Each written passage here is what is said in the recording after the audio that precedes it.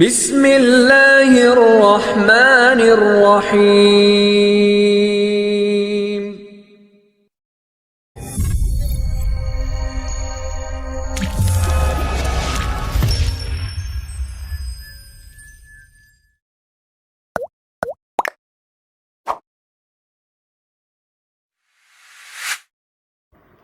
اللہ کے آخری نبی حضرت محمد مصطفیٰ صلی اللہ علیہ وآلہ وسلم فرماتے ہیں، جو شخص اپنی بیوی بچوں کے لیے بازار سے تحفہ لے کر جاتا ہے وہ ایسے شخص کی مانند ہے جو ضرورت مندوں کی طرف صدقہ اٹھا کر لے جاتا ہے۔ مزید حضور پاک صلی اللہ علیہ وآلہ وسلم فرماتے ہیں کہ تحفہ لڑکوں سے پہلے بیٹیوں کو دیا کرو۔ خدا کسی بندے کو چھوٹیاں بڑی نعمت عطا کرے اور وہ بندہ ہر نعمت کے ملنے پر الحمدللہ کہے تو جو کچھ اس کو عطا کیا گیا ہے اللہ اس سے بھی زیادہ اور عطا کرتا ہے۔ فرمان حضرت محمد مصطفیٰ صلی اللہ علیہ وآلہ وسلم۔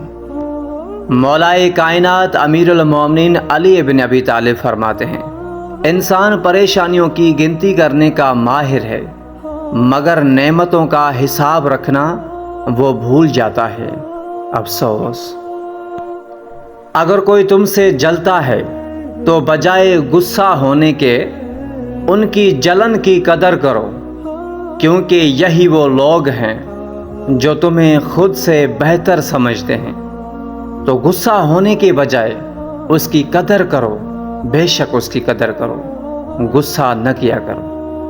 فرمان مولائے کائنات امیر المومنین علی بن ابی طالب۔ مولائے کائنات امیر المومنین علی بن ابی طالب فرماتے ہیں کہ مصیبت میں ہو تو کبھی یہ نہ سوچو کہ کون سا دوست کام آئے گا، بلکہ یہ سوچو کہ کون سا دوست اب ساتھ چھوڑ جائے گا۔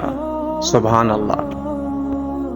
نادان لوگ دولت کے لیے دل کا چین لٹا دیتے ہیں، بلکہ دانش مند لوگ دل کے چین کے لیے دولت کو لٹا دیتے ہیں۔ فرمان حضرت امام علی علیہ السلام۔ حضرت امام علی علیہ السلام فرماتے ہیں، ایمان ایک درخت ہے، یقین اس کی جڑ ہے، تقوی اس کی شاخ ہے، اور حیا اس کا نور ہے، اور سخاوت اس کا پھل ہے۔ سبحان اللہ۔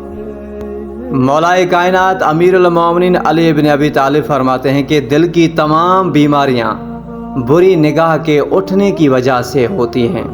اللہ اکبر۔ بنت رسول اللہ صلی اللہ علیہ وآلہ وسلم حضرت بی بی فاطمہ الزہرا سلام اللہ علیہا فرماتی ہیں کہ آپ کے گھر اگر کوئی مہمان آئے اور وہ بھوکا ہی واپس چلا جائے گویا وہ کسی قبرستان میں آیا تھا۔ اللہ اکبر۔